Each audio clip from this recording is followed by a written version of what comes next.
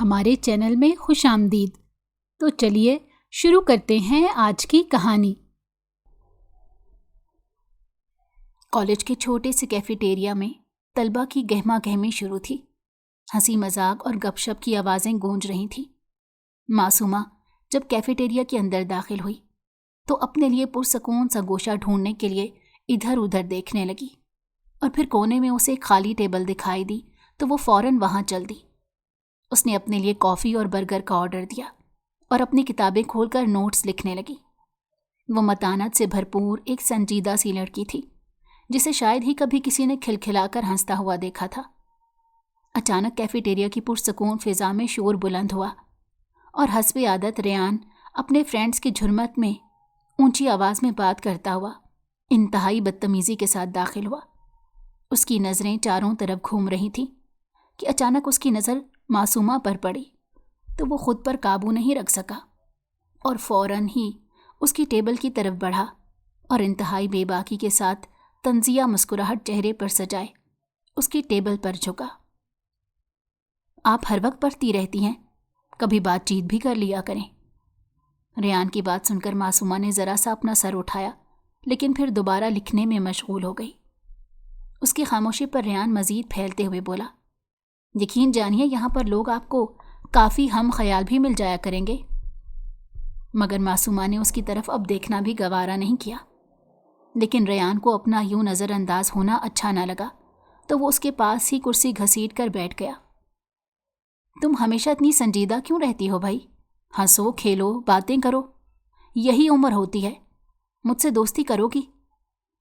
جب معصومہ نے اسے کوئی جواب نہ دیا تو وہ پھر بولا، آخر تم اتنی مغرور کیوں ہو؟ کس بات کا غرور ہے تمہیں؟ اور یہ کہہ کر اس نے معصومہ کے ہاتھ سے پین لے لیا تو معصومہ نے زور سے اپنی کتاب پر ہاتھ مارا اور انتہائی غصے سے اس کی طرف دیکھا۔ مسٹر ریان، یہ آپ کا ڈرائنگ روم نہیں جہاں آپ مسخریاں کرنے کے لیے بیٹھے ہیں، یہ یونیورسٹی ہے۔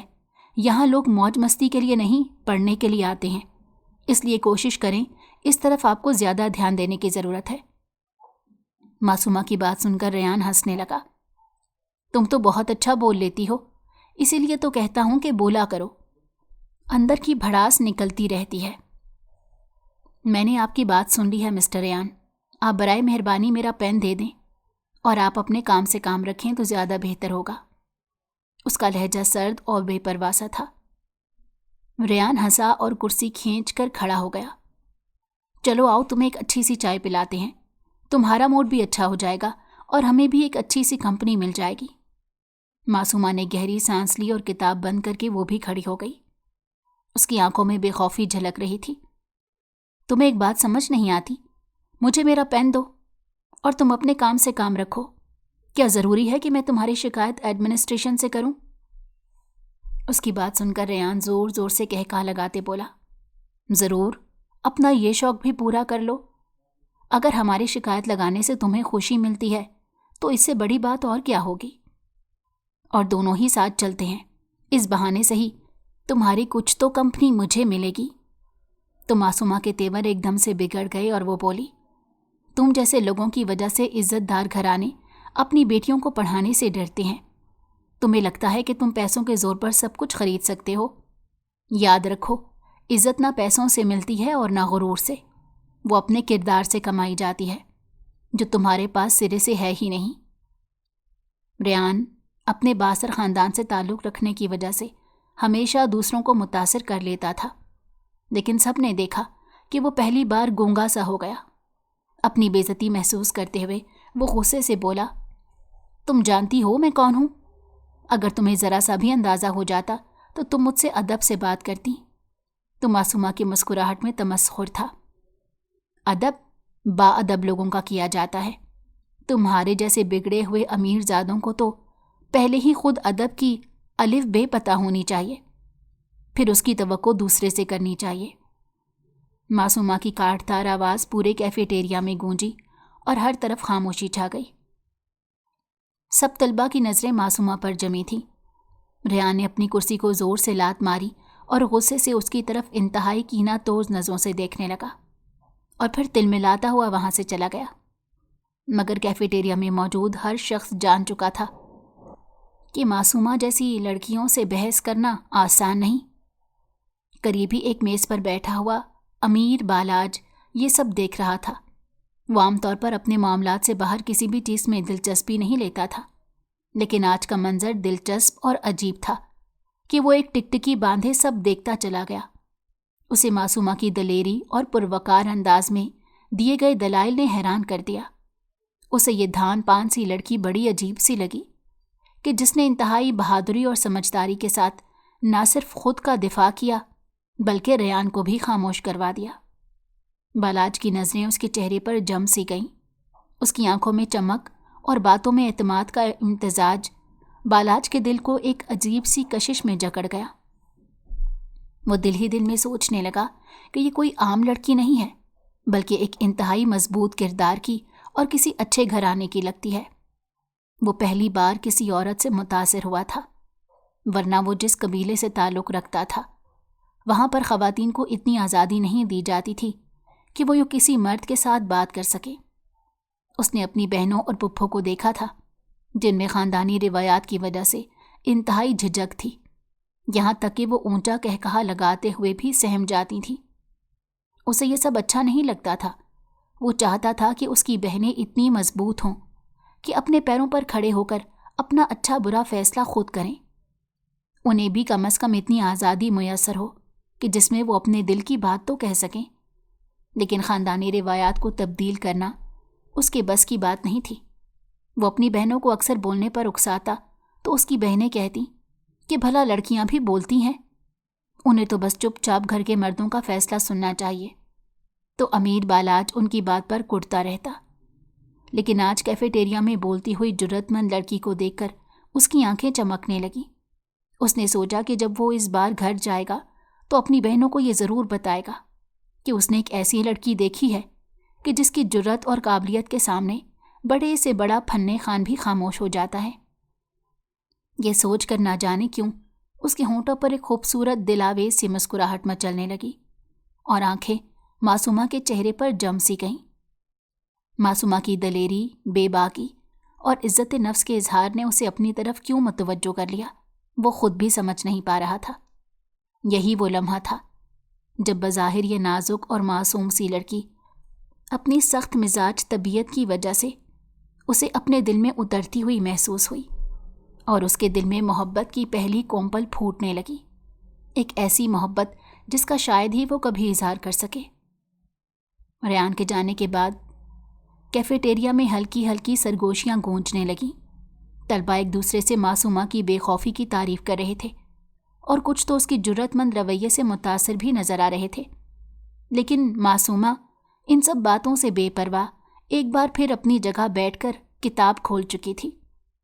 بالاج جو قریب ہی بیٹھا تھا اپنی کافی کا کپ ہاتھ میں لیے مسلسل اسے چپکے چپکے تک رہا تھا۔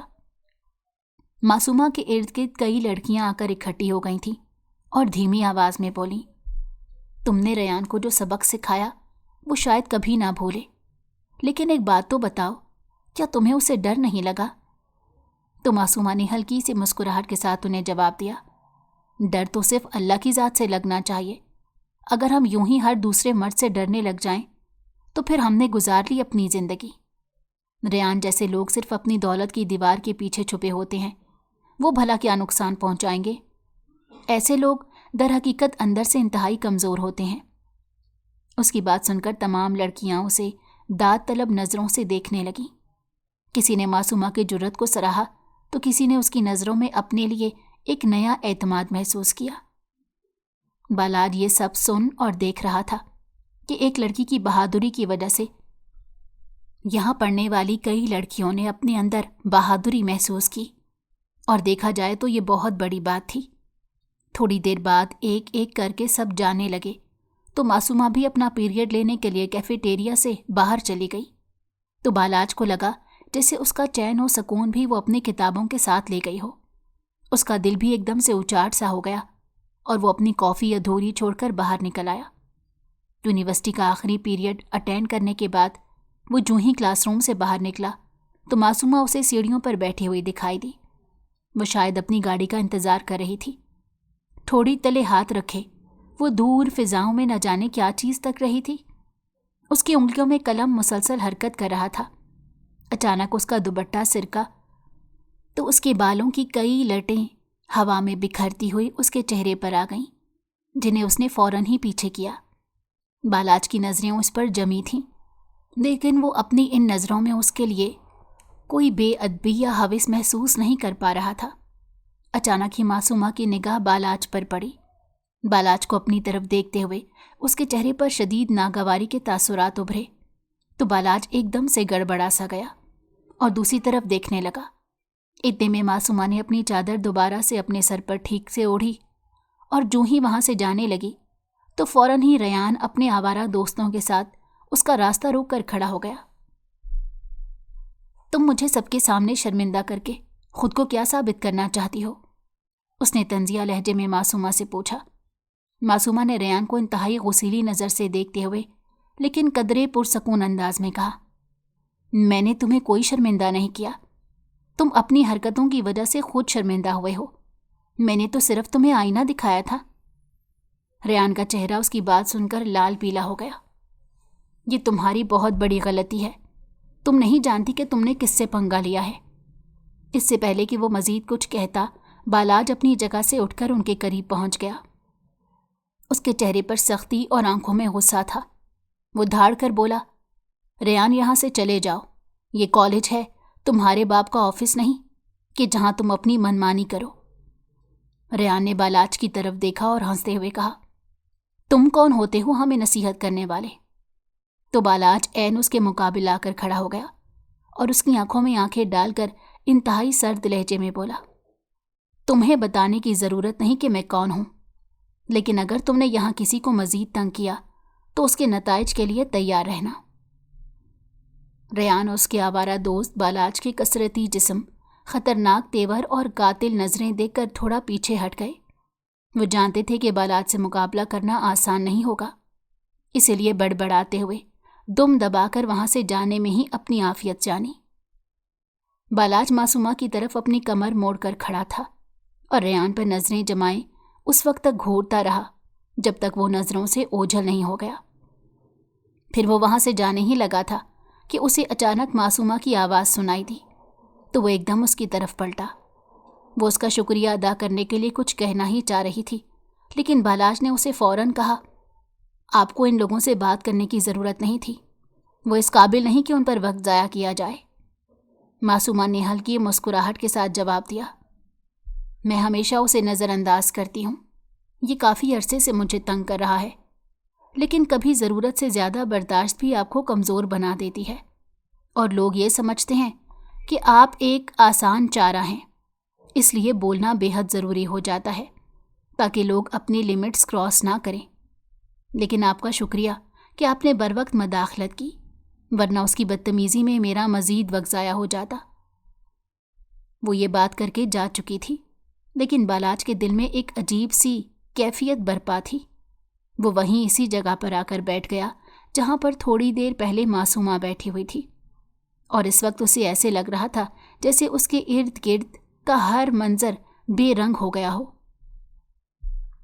وہ ابھی افسردہ بیٹھا ہی ہوا تھا کہ اچانک اسے گھر سے کال آئی۔ اس کی والدہ کی گھبرائی ہوئی آواز سن کر وہ ایک دم سے پریشان ہو گیا۔ اس کی ماں نے کہا، فوراً گاؤں پہنچو۔ تو بالاج نے پوچھا کہ کیا ہوا، سب خیریت تو ہے؟ تو انہوں نے کہا، کچھ خیریت نہیں، تم بس فوراً آؤ۔ اس کی والدہ کی کال بند نہ ہوئی تھی کہ اچانک اس کے بابا سائیں کی کال بھی آنے لگی، تو اس نے فوراً اپنی والدہ کی کال کاٹی اور اپنے بابا سائیں کی کال اٹینڈ کی۔ تو اس کے بابا سائیں کی گھن گرج میں ڈوبی آواز سن کر وہ ایک دم سے الرٹ کھڑا ہو گیا اور فکر مندی سے بولا، سب خیریت تو ہے بابا سائیں، کیا ہو گیا؟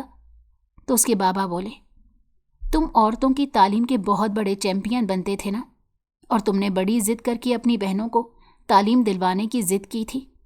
اب اس کا نتیجہ میں اور میری ساکھ، جو اس علاقے میں نے بڑی مشکلوں سے قائم کی تھی، بھگت رہے ہیں۔ تمہاری بہن نازو گھر سے بھاگ گئی ہے، ہم نے کھرا ڈھونڈ نکالا ہے، وہ ماسٹر اللہ وسایا کے بیٹے گلریز کے ساتھ بھاگی ہے، بس تم فوراً پہنچو۔ یہ کہہ کر اس کے والد نے تو فون بند کر دیا، لیکن اسے لگا کہ جیسے اس کے پورے بدن کا خون جمع ہو کر اس کے دماغ میں دوڑنے لگا ہو۔ गुस्से की शिद्दत से उसकी आंखें सुर्ख हो गईं और मुट्ठियां भींच गईं। बालाज कॉल बंद होते ही सकते में खड़े का खड़ा रह गया। ये बात सुनकर उसका दिमाग साएं साएं करने लगा और सांसें तेज हो गई। दिल में एक आग सी लग गई। कबायली खून जोश मारने लगा।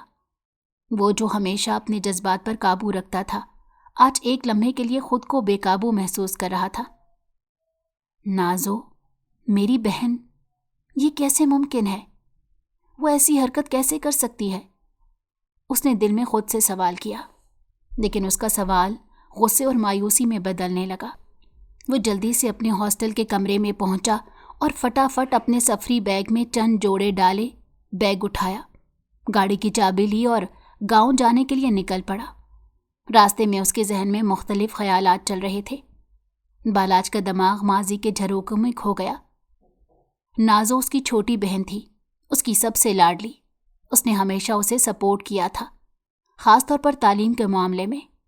गांव की रिवायती सोच के खिलाफ जाकर उसने अपनी बहनों को पढ़ाने की जिद की थी। ये सब मेरी वजह से हुआ है। अगर मैंने अपनी बहनों की तालीम के मामले में जिद ना की होती तो आज ये दिन नहीं देखना पड़ता। लेकिन अगले ही लम्हे उसका दिल चीख उठा। नहीं, मैंने कुछ भी गलत नहीं किया। मैंने तो बस ये चाहा था कि मेरी बहनें उन रिवायात की चक्की में ना पिसें। उफ नाज़ो, ये तुमने क्या किया? तुमने अपने साथ साथ हम सब की इज्जत को दांव पर तो लगाया ही लगाया। साथ ही तुमने वो रास्ता भी बंद कर दिया जिस पर चलकर इस खानदान की हर बच्ची अपने बुनियादी हुकूक हासिल कर सकती थी। ये तुमने क्या कर दिया नाज़ो? इतना बड़ा इंतहाई कदम उठाने से पहले एक बार तो सोचती।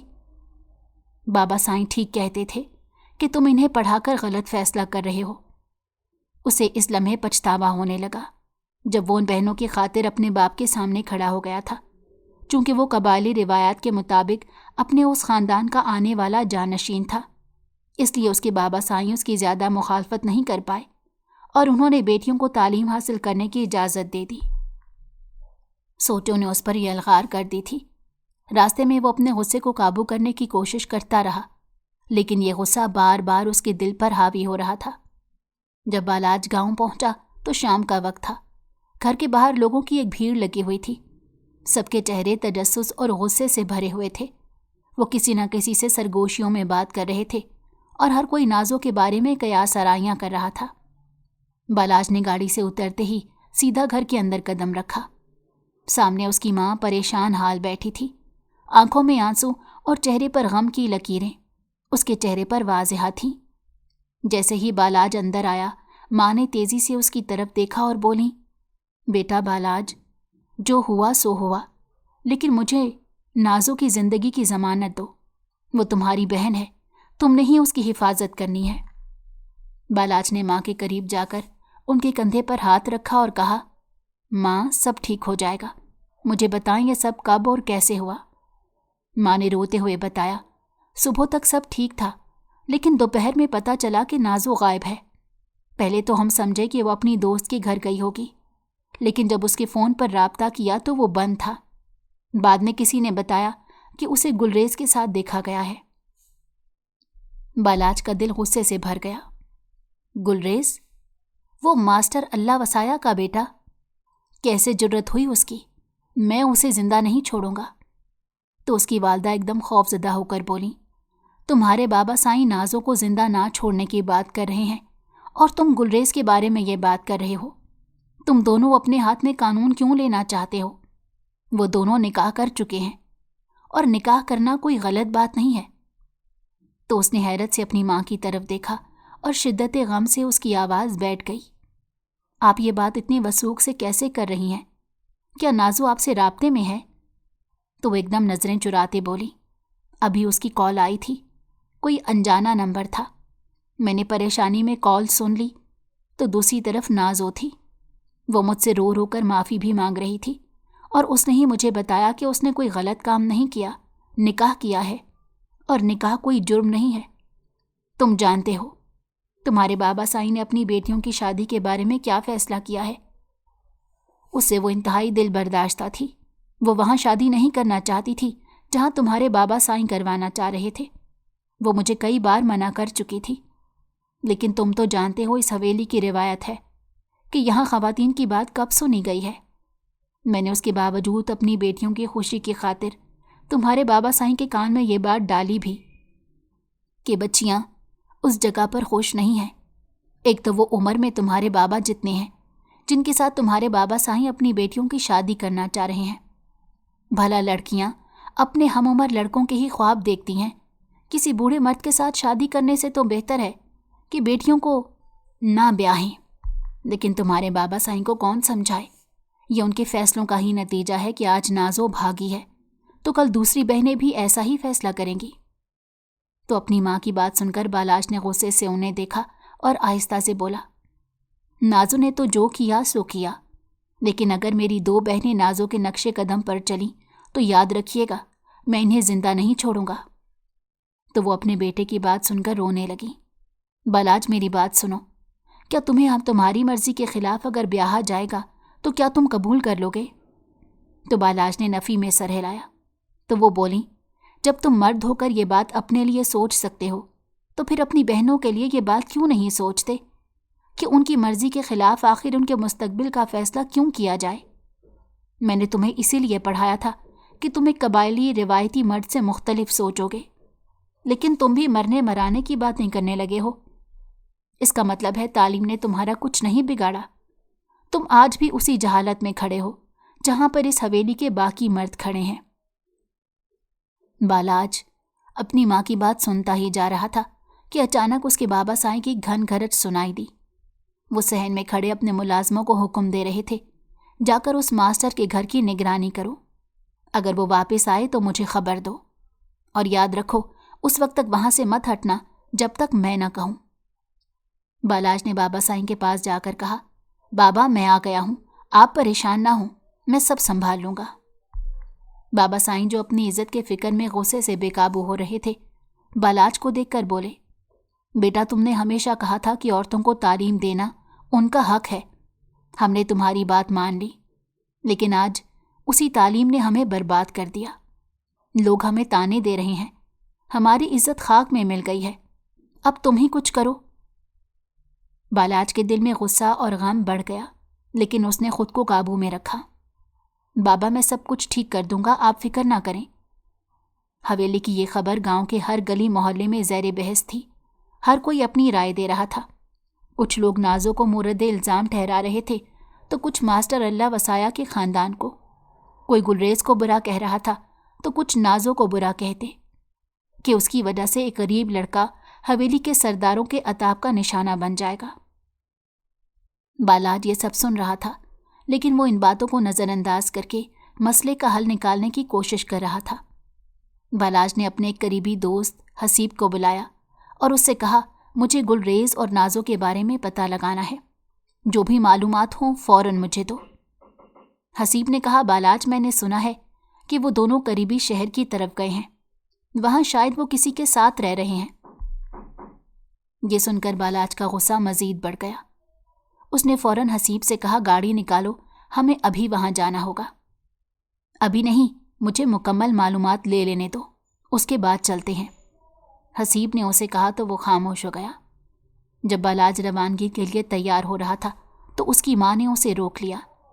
بیٹا کہیں ایسا نہ ہو کہ تمہارے غصے میں کوئی بڑی غلطی ہو جائے، نازو تمہاری بہن ہے، اسے مارنے یا سزا دینے سے مسئلہ حل نہیں ہوگا۔ بالاج نے ایک لمحے کے لیے اپنی ماں کی طرف دیکھا اور بولا، ماں میں اپنی بہن کے لیے سب کچھ کر سکتا ہوں، لیکن اگر اس نے ہماری عزت کو واقعی داغدار کیا ہے تو میں اسے نہیں بخشوں گا۔ ماں نے کچھ کہنے کے لیے منہ کھولا، لیکن بالاج کا چہرہ دیکھ کر خاموش ہو گئیں۔ لیکن بیٹی کی محبت میں ان سے رہا نہیں گیا تو وہ پھر سے بولی، یاد رکھنا بالاج، اگر تم نے اس کو ذرا سی خراش بھی تھی تو میں تمہیں اپنا دودھ نہیں بخشوں گی، تم میرے مجرم ہوگے، میں قیامت کے دن اللہ کے دربار میں تمہیں لے کر جاؤں گی۔ تو وہ اپنی ماں کی سنی انسنی کرتے کمرے سے نکل گیا۔ وہ حسیب کی گاڑی میں سوار ہو کر شہر کی جانب روانہ ہوا۔ راستے میں حسیب نے کہا، بالاج تمہیں اپنے غصے پر قابو پا کر اس سے ملنا ہوگا۔ بالاج نے سخت لہجے میں کہا، حسیب وہ گھر سے بھاگ گئی ہے، اس نے ہماری عزت کو داؤ پر لگا دیا ہے، یہ حقیقت ہے، اگر وہ واقعی گلریز کے ساتھ ہے तो फिर उसके लिए कोई माफ़ी नहीं होगी। गाड़ी की रफ्तार तेज थी और बालाज के दिल में तूफान बरपा था। उसके जहन में सिर्फ एक सवाल गूंज रहा था, नाज़ो ने ये क्यों किया? क्या उसने एक बार भी हमारे बारे में नहीं सोचा? जब वो शहर पहुंचे तो हसीब ने मकामी लोगों से मालूमात इकट्ठी की। आखिरकार उन्हें पता चला कि गुलरेज और नाज़ो एक होटल में ठहरे हुए हैं। बालाज का दिल गुस्से से भर गया और उसने फौरन होटल की तरफ जाने का फैसला किया, लेकिन हसीब ने उसे रोका और कहा, बालाज, पहले हमें यकीन करना होगा कि वो दोनों वाकई यहाँ हैं। जज्बात में आकर कोई गलत कदम ना उठाना। बालाज ने हसीब की बात पर गौर किया और फैसला किया कि वो पहले इस बात की तस्दीक करेगा। बालाज होटल के बाहर गाड़ी से उतरा तो वो अपने दिल में तूफान लिए खड़ा था। उसकी आंखों में गुस्से की लाली और चेहरे पर तनाव था। वो एक लम्हे के लिए रुका, जैसे अपने जज्बात पर काबू पाने की कोशिश कर रहा हो, लेकिन गुस्सा उस पर गालिब आ रहा था। हसीब ने उसे रोकते हुए कहा, बालाज, जल्दबाजी में कोई ऐसा कदम ना उठाना जिसका नतीजा हमें बाद में भुगतना पड़े। बालाज ने उसे एक सख्त नज़र से देखा और कहा, ये मेरी इज्जत का मामला है हसीब, तुम मुझे ज़्यादा नसीहतें मत करो। अगर इस होटल में नाज़ो गुलरेज के साथ मौजूद है तो उसे और गुलरेज दोनों को हमारी बेइज्जती की कीमत चुकानी पड़ेगी। हसीब ने धीमी आवाज़ में कहा, पहले ये तो देख लो कि वो यहाँ हैं भी या नहीं। ख्वामखा होटल की इंतज़ामिया के साथ हंगामा आराई करने की कतई ज़रूरत नहीं। यार, तुम्हारी बात का क्या मतलब है? क्या मैं तुम्हें शक्ल से इतना बेवकूफ़ नजर आता हूँ? वो झुंझुला कर बोला तो हसीब ने उसके कंधे पर हाथ रख कर कहा, मैं बस इतना चाहता हूँ कि तुम्हें इस लम्हे पुरसकून रहना है। बालाज ने सर हिलाया और वो दोनों तेज़ कदमों से होटल के इस्तकबालिया की तरफ बढ़े। अंदर पहुंचकर उसने अमले से सवाल किया, गुलरेज नाम के किसी आदमी ने यहाँ कमरा लिया है? इस्तकबालिया पर मौजूद शख्स ने एक लम्हे के लिए सोचा और फिर रिकॉर्ड चेक करते हुए जवाब दिया, हाँ, एक आदमी इस नाम से यहाँ आया था, कमरा नंबर 305। बालाज का खून खौल उठा। उसने सख्त लहजे में कहा, क्या वो अभी भी यहीं है?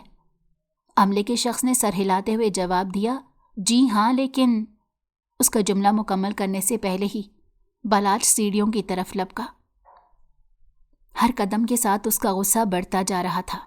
उसके जहन में नाज़ो का मुस्कुराता चेहरा घूम रहा था और साथ ही बाबा साईं की गरजदार आवाज़ गूंज रही थी, तुम्हारी बहन ने हमें रुस्वा कर दिया है।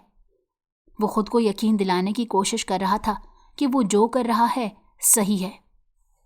तीसरे फ्लोर पर पहुंचकर बालाज ने कमरा नंबर 305 के दरवाजे को देखा। चंद लम्हे रुककर उसने गहरी सांस ली, लेकिन दिल का तूफान काबू में नहीं आया। उसने ज़ोर से दरवाजे पर दस्तक दी। अंदर से कोई आवाज़ नहीं आई तो उसने दोबारा दस्तक दी और इस बार दरवाज़ा खुल गया। दरवाजे के पीछे गुलरेज खड़ा था। उसके चेहरे पर हैरत के साथ खौफ की झलक थी। बालाज ने बगैर कुछ कहे उसे कॉलर से पकड़ा और ज़ोर से धक्का देकर अंदर ले गया।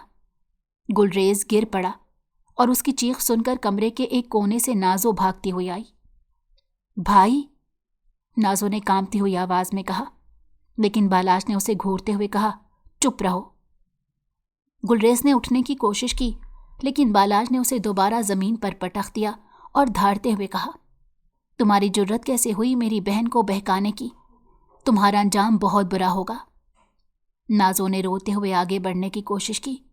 भाई, गुलरेज को कुछ मत कहो, ये सब मेरी मर्जी से हुआ है, मैं इसे पसंद करती हूँ। बालाज ने हैरत और गुस्से से उसकी तरफ देखा। मर्जी? तुम्हारी मर्जी? क्या तुम्हें हमारे माँ बाप की इज्जत का कोई ख्याल नहीं आया? क्या तुमने एक लम्हे के लिए भी सोचा कि ये सब करके तुमने हमारी जिंदगी को कितनी तकलीफ दी है? नाज़ो ने रोते हुए कहा, भाई, मैं आपको समझा नहीं सकती, लेकिन मैं गुलरेज से मोहब्बत करती हूँ।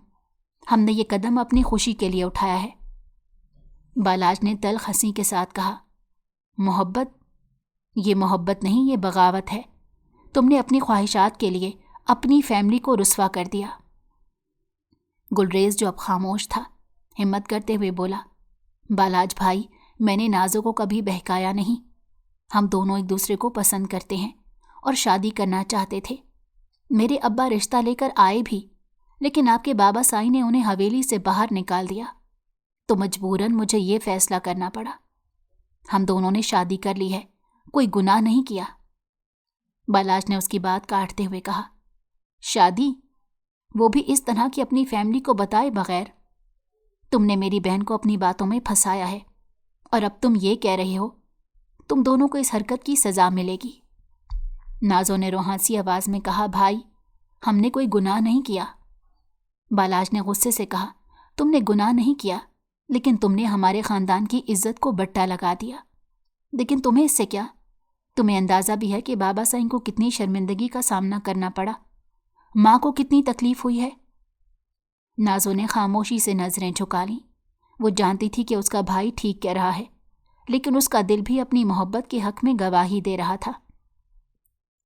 بالاج نے گلریز کو سخت لہجے میں کہا، تم آج میرے سامنے سے چلے جاؤ اور دوبارہ نازو کے قریب آنے کی کوشش مت کرنا، ورنہ انجام تمہارے لیے بہت برا ہوگا۔ گلریز نے احتجاج کرنے کی کوشش کی، لیکن بالاج بھائی ہم نے کچھ غلط نہیں کیا۔ بالاج نے سختی سے کہا، خاموش رہو۔ اگر تم نے دوبارہ اپنی صفائی پیش کرنے کی کوشش کی تو تمہاری زبان بند کر دوں گا۔ گلریز کی آنکھوں میں خوف تھا، لیکن اس نے کوئی اور بات کہنے کی ہمت نہیں کی۔ نازو نے روتے ہوئے بالاج کا ہاتھ پکڑ کر کہا، بھائی میں آپ سے وعدہ کرتی ہوں کہ ہم آپ کے فیصلے کو قبول کریں گے، لیکن پلیز گلریز کو نقصان مت پہنچائیں۔ بالاج نے اپنی بہن کی طرف دیکھا، اس کی آنکھوں میں آنسو تھے۔ ایک لمحے کے لیے وہ نرم پڑنے لگا، لیکن پھر اسے بابا سائیں اور ماں کی تکلیف یاد آ گئی۔ نازو ہم گھر واپس چلیں گے اور تمہیں بابا کے سامنے اپنی غلطی کا اعتراف کرنا ہوگا۔ نازو نے خاموشی سے سر ہلا دیا۔ گلریز نے کچھ کہنا چاہا، لیکن بالاج کی سخت نظریں دیکھ کر چپ ہو گیا۔ اس نے نازو کو اپنے ساتھ چلنے کا کہا، اور جو ہی وہ اس ہوٹل کے کمرے سے نکلے تو نہ جانے کیسے گلریز نے نازو کو اشارہ کیا، اور وہ دونوں جو ہی ہوٹل سے باہر نکلے تو ایک طرف دوڑ لگا دی۔ اس سے پہلے کہ بالاج کچھ سمجھتا، وہ دونوں ایک گلی میں داخل ہو گئے، تو بالاج بھی ایک دم ان کے پیچھے پیچھے بھاگا، مگر نہ جانے وہ ایک دم کیسے نظروں سے اوجھل ہو گئے کہ بالاج اپنا سر پکڑ کر بیٹھ گیا۔ وہ اور حسیب شام تک اس جگہ کی گلی گلی، سڑک سڑک پر مارے مارے پھرتے رہے، لیکن گلریز اور نازو دوبارہ ہاتھ نہیں آئے۔ جب حویلی میں یہ خبر بالاج کے والد بابا سائیں کو ملی کہ گلریز اور نازو ایک بار پھر چکما دے کر بھاگ نکلے ہیں، تو ان کا غصہ ساتویں آسمان کو چھونے لگا۔ انہوں نے قبائلی روایات کے مطابق جرگہ کرنے کا فیصلہ کیا، اور اس جرگے میں یہ طے ہوا کہ جس طرح اللہ وسایا کے بیٹے نے ان کی بیٹی کو ورغلایا ہے، تو ہم اس کی یہ غلطی معاف کر سکتے ہیں، لیکن شرط یہ ہے کہ وہ اس کے بدلے میں اپنی بیٹی کو حویلی بھیجے گا، تو یہ معاملہ رفع دفع ہو سکتا ہے، بصورت دیگر ان کا بیٹا جان سے جائے گا۔ اللہ وسایا نے جرگے کا یہ فیصلہ قبول کر لیا، کیونکہ وہ اپنے بیٹے کو کسی صورت نہیں کھونا چاہتا تھا۔ گلریز ان کا اکلوتا بیٹا تھا، لہٰذا جرگے کا یہ فیصلہ مانتے ہوئے انہوں نے اپنی بیٹی حویلی والوں کے سپرد کر دی۔ لڑکی جس وقت سے حویلی کے کمرے میں لائی گئی، وہ مسلسل روتے ہوئے چیخ رہی تھی کہ اسے یہاں سے جانے دیا جائے۔ قصور اس کے بھائی نے کیا ہے تو سزا مجھے کیوں ملے؟ اس کی چیخ و پکار سے پوری حویلی گونج رہی تھی، تو بابا سائیں نے بالاج کو اپنے پاس بلایا اور کہا کہ جس طرح اس کے بھائی نے تمہاری بہن کو ورغلا کر ہمیں کہیں آنکھ اٹھانے لائق نہیں چھوڑا، آج اس کی بہن سے تم بدلہ لینے کے لیے آزاد ہو۔ حویلی کی فضا خاموش اور بوجھل تھی، جیسے کوئی بہت بڑا طوفان آنے کو ہو۔ بالاج کی سانسیں تیز تھیں اور اس کے قدموں کی چاپ حویلی کی پتھریلی زمین پر گونج رہی تھی۔ وہ اپنے بابا سائیں کی باتوں کا مطلب بخوبی سمجھ چکا تھا۔ انتقام کی آگ جو پہلے سے اس کے دل میں دہک رہی تھی، اب پوری شدت سے بھڑک اٹھی تھی۔ وہ حویلی کے اس کمرے کی طرف بڑھ رہا تھا جہاں وہ لڑکی قید تھی۔ ہر قدم کے ساتھ اس کے دل میں اپنی بہن کی بغاوت کا منظر گھومنے لگا، جس میں گلریز کا ہاتھ تھا، تو اس کے غصے میں اضافہ ہوتا گیا۔ دروازے کے قریب پہنچتے ہی اس نے ایک لمحے کو توقف کیا، گہری سانس لی اور اپنے اندر کے طوفان کو قابو میں کرنے کی ناکام کوشش کی۔ اس نے دروازے کو دھکا دے کر کھولا اور اندر قدم رکھا۔ کمرے کی فضا میں گھٹن اور اداسی محسوس ہو رہی تھی۔ کمرے کے بیچوں بیچ ایک لڑکی فرش پر بیٹھی تھی، گھٹنوں کے گرد بازو لپیٹے، سر جھکائے، ہلکی ہلکی سستیاں بھرتی ہوئی۔ اس کے کھلے سیاہ بال اس کے چہرے کے گرد بکھرے ہوئے تھے اور ننگے سر پر بے بسی کا سایہ منڈلا رہا تھا۔ بالاج نے دروازہ اندر سے بند کیا۔ اس کی نظریں اس لڑکی پر جمی ہوئی تھیں۔ وہ آہستہ آہستہ اس کی طرف بڑھا، جیسے ایک شکاری اپنے شکار کے قریب جا رہا ہو۔ اس کے دل میں نفرت کی شدت اپنے عروج پر تھی۔ اسے اپنی بہن نازو کی یاد آئی، وہ لمحہ جب گلریز کے ساتھ بھاگنے کی خبر اسے ملی تھی۔ آج وہ اپنی بہن کی عزت کا بدلہ لینے آیا تھا اور اس کے دل میں کوئی ہمدردی یا رحم باقی نہیں تھا۔ وہ لڑکی جو اب تک اپنی دنیا میں گم تھی، بالاج کے قدموں کی آواز سے چونکی، لیکن وہ اتنی خوفزدہ اور بے بس تھی کہ سر اٹھانے کی ہمت بھی نہ کر سکی۔ بالاج اس کے قریب پہنچا اور جھک کر اس کے بکھرے ہوئے بالوں کو مٹھی میں جکڑ لیا۔ اس کے بالوں کو کھینچتے ہوئے اس نے سخت لہجے میں کہا، آنکھیں اٹھاؤ اور دیکھو تمہارا انجام کیا ہونے والا ہے۔ لڑکی نے کانپتے ہوئے اپنا سر اٹھایا اور جیسے ہی بالاج کی آنکھوں میں آنکھیں ڈالیں، اس کی ہونٹوں پر ایک زخمی مسکراہٹ تیر گئی۔ بالاج کے ہاتھوں کی گرفت ڈھیلی پڑ گئی اور اس کے چہرے پر حیرت اور بے یقینی کے تاثرات نمودار ہوئے۔ معصومہ، تم معصومہ ہو؟ اس کے لبوں سے یہ نام نکلا تو کمرے کی فضا لمحے بھر کو ساکت ہو گئی۔ سامنے بیٹھی کوئی لڑکی اور نہیں، وہی معصومہ تھی جس کی دلیری نے بالاج کو شدید متاثر کیا تھا۔ وہی معصومہ جس کے چہرے کی معصومیت اور شخصیت کی مضبوطی نے اسے چپکے چپکے چاہنے پر مجبور کر دیا تھا، اور وہ اس کی محبت میں پور پور بھیگنے لگا تھا اور دل ہی دل میں اسے اللہ سے کئی بار مانگ چکا تھا۔ آج وہی معصومہ اس کے سامنے بیٹھی تھی، بے بس اور مظلوم، اور اس کی آنکھوں میں خوف کے ساتھ ساتھ ایک عجیب سی تلخی بھی تھی۔ ہاں، معصومہ ہوں میں، وہ زخمی لہجے میں بولی۔ تم نے پہچان لیا امیر بالاج؟ بالاج کا دل جیسے کسی نے مٹھی میں جکڑ لیا ہو۔ وہ سانس لینا بھول گیا۔ اس کے دماغ میں سوالات کا طوفان اٹھ کھڑا ہوا۔ معصومہ، یہاں کیسے؟ یہ سب کیسے ہوا؟ معصومہ نے اس کی آنکھوں میں جھانکتے ہوئے کہا، تو یہ ہے تمہارا انصاف؟ یہ ہے تمہاری مردانگی؟ اپنی بہن کی غلطی کا بدلہ مجھ سے لینا چاہتے ہو؟ بالاج نے قدم پیچھے ہٹایا، لیکن اس کی نظریں معصومہ کے چہرے پر جمی رہیں۔ وہ اسے ایک مظلوم لڑکی کے روپ میں دیکھ رہا تھا، جو اپنے حق کے لیے لڑنے کے بجائے آج بے بسی کی تصویر بنی ہوئی تھی۔ مجھے مت چھونا بالاج، معصومہ کی آواز میں ایک عجیب سی گونج تھی۔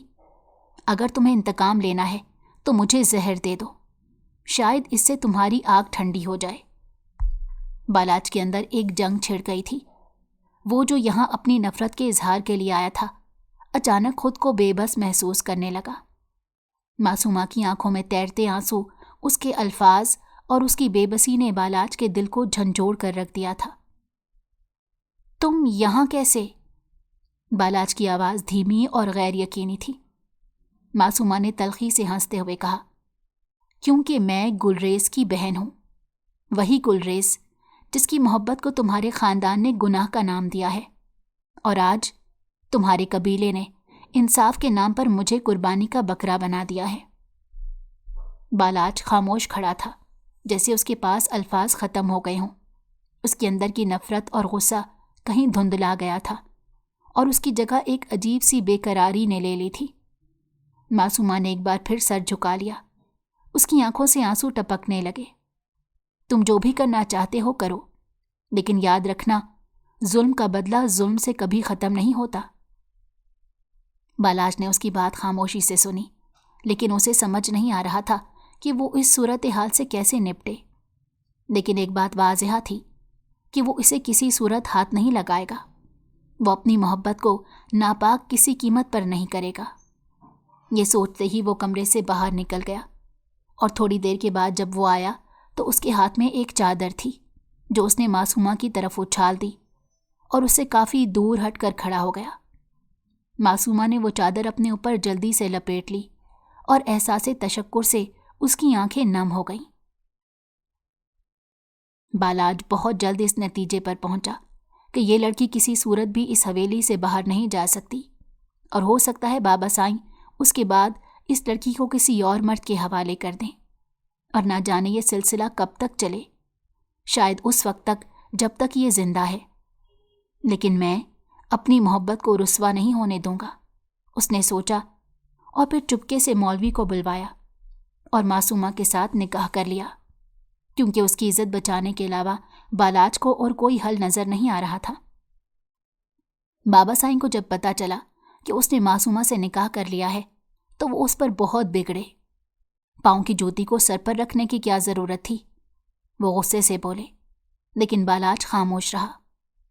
نکاح کے چند دن بعد ہی بالاج کے چہرے پر پریشانی اور غصے کا ملا جلا عکس تھا۔ معصومہ کے رویے نے اسے الجھن میں ڈال دیا تھا۔ شادی کے بعد وہ اس کی بے اعتنائی کو برداشت نہیں کر پا رہا تھا۔ اس نے نکاح کا فیصلہ اسی لیے کیا تھا کہ جب معصومہ کو اس کے کمرے میں قید دیکھا تو وہ خوف اور بے بسی کی تصویر بنی ہوئی تھی۔ اس نے سوچا تھا کہ اگر وہ بھی اپنی روایات کے زیر اثر کوئی غلط قدم اٹھائے گا تو وہ اس لڑکی کو زندگی بھر کے لیے رسوا کر دے گا۔ اس نے معصومہ کی عزت بچانے کے لیے نکاح کیا تھا، لیکن اس نکاح کے بعد معصومہ کی مسلسل سرد مہری نے اسے اندر ہی اندر جھنجھوڑ کر رکھ دیا تھا۔ آج بھی معصومہ اپنے کمرے کے دروازے پر کھڑی تھی، اور جب بالاج اس کی طرف بڑھا تو اس نے نفرت سے اپنا چہرہ دوسری طرف موڑ لیا۔ بالاج کو اس رویے پر غصہ آیا۔ وہ اس کے قریب گیا اور اس کا بازو پکڑ کر کہا، معصومہ، تمہارے ساتھ حلال رشتہ ہے میرا، ایسے میں تمہارا رویہ سمجھ سے بالاتر ہے۔ معصومہ نے اپنے بازو کو جھٹک کر چھڑاتے ہوئے کہا، حلال رشتہ جس کی آڑ میں تم اپنی انا کا کھیل کھیلتے ہو۔ بالاج کا دل ایک لمحے کے لیے ڈوب گیا۔ اس نے اپنے جذبات پر قابو پانے کی کوشش کرتے ہوئے کہا، شاید تمہیں لگتا ہے کہ میں نے تمہیں اپنی قید میں رکھا ہے، لیکن یہ سچ نہیں ہے، میں نے تمہیں اپنی عزت بنایا ہے۔ معصومہ طیش میں بولی، ہاں، مجھے زبردستی گھر سے اٹھا کر اپنی عزت بنایا ہے، واہ، کمال کی بات کہی۔ بالاج کا ضبط ٹوٹ گیا۔ اس نے جھٹ سے معصومہ کا ہاتھ پکڑا اور اسے اپنی طرف کھینچتے ہوئے کہا، تمہیں لگتا ہے کہ یہ صرف زبردستی کا رشتہ ہے تو یوں ہی صحیح، میں تمہارے معاملے میں بہت شدت پسند ہوں، اور تمہیں شاید اس بات کا اندازہ نہیں۔ معصومہ نے اپنے ہاتھ کو جھٹکتے ہوئے کہا، مجھے اندازہ لگانے کی ضرورت نہیں ہے۔ وہ بیزاری سے بولی۔ بالاج کے صبر کا پیمانہ لبریز ہو چکا تھا۔ اس نے معصومہ کی کمر کو پکڑ کر اپنے قریب کرتے کہا، تم تو دشمن کی بیٹی ہو، اور جانتی ہو میں تمہیں استعمال کر کے بہت پہلے چھوڑ سکتا تھا، میرا بدلہ پورا ہو جاتا، لیکن تمہاری یہی اکڑ، یہی بے خوفی مجھے دیوانہ بنا چکی ہے۔ معصومہ کے لبوں پر ایک زخمی مسکراہٹ تیر گئی۔ اس نے کہا، بدلہ تو بغیر نکاح کے بھی لیا جا سکتا تھا بالاج خانزادہ، دشمن کی بیٹی کو اپنی عزت کیوں بنایا؟ صاف کہو نا، محبت کرتے ہو، تسلیم کیوں نہیں کرتے؟ بالاج کے دل میں گونجتی اس حقیقت نے اسے لرزا دیا۔ وہ بے قابو ہو کر معصومہ کو پیچھے دھکیل بیٹھا۔ معصومہ لڑکھڑائی اور زمین پر جا گری۔ وہ بے ہوش ہو چکی تھی۔ یہ دیکھ کر بالاج کا دل کانپ اٹھا۔ اس نے جلدی سے اسے اٹھایا اور باہر کی طرف دوڑا۔ راستے بھر وہ پریشان تھا۔ معصومہ کی حالت، اس کی بے ہوشی اور اس کے اپنے جذبات کی شدت نے اسے بے حال کر دیا تھا۔ اسپتال پہنچتے ہی وہ ڈاکٹروں سے مدد طلب کرنے لگا۔ کچھ وقت کے بعد جب ڈاکٹر باہر آئے تو ان کے الفاظ نے بالاج کو حیرت میں ڈال دیا۔ مبارک ہو، آپ باپ بننے والے ہیں۔ بالاج کے لیے یہ خبر ایک جھٹکے کی طرح تھی، لیکن ساتھ ہی اس کے دل میں ایک خوشی کی لہر بھی دوڑ گئی۔ وہ کمرے میں گیا جہاں معصومہ ہوش میں آ چکی تھی۔ اس کے چہرے پر تھکن تھی۔ بالاج اس کے قریب بیٹھا اور آہستہ سے بولا، معصومہ، میں تم سے محبت کرتا ہوں، بہت محبت، اور اب میں مزید جھوٹ کا سہارا نہیں لے سکتا۔ مجھ سے مزید اپنی جھوٹی انا کی چادر اور نہیں اوڑھی جا سکتی۔ میں تمہارے ساتھ خوشحال ازدواجی زندگی بسر کرنا چاہتا ہوں۔